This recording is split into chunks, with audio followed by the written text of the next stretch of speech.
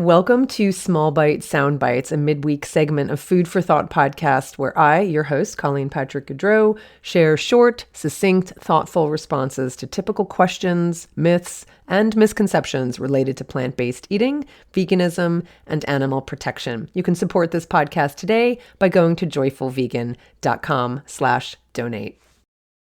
An argument against being vegan is that quote-unquote vegan food is expensive and accessible only to the wealthy. Let's unpack this and start with the fact that historically, meat, dairy, and eggs have always been products of privilege and symbols of affluence, affordable only by the wealthy and denied to the poor. Now, ironically, health-wise, that's turned out to be a good thing. In less affluent populations where animal-based meat is served in small portions and they eat mostly plant foods, they don't suffer from what experts call diseases of affluence, heart disease, cancer, type 2 diabetes. Listen to that phrase, diseases of affluence, because of their association with rich foods that are affordable by the rich. The richer the country, the more animal products eaten, the more prevalent these diseases.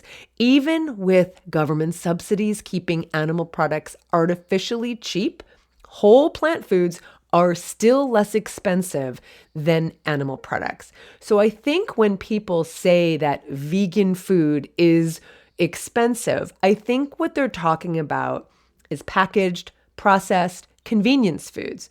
And convenience foods are more expensive, but whether they're vegan or not, whether they're plant-based or not, because you're paying for convenience, you're paying for them to be prepared, you're paying for the packaging.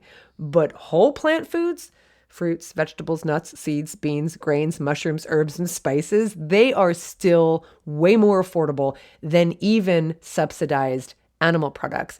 It's only because of factory farming and government subsidies that most people can afford to eat every day what are in fact very expensive things to produce. And for this cheap food, in quotes, we are paying huge costs to our health, cost to the earth, and cost to the animals. The animals are paying the cost for that.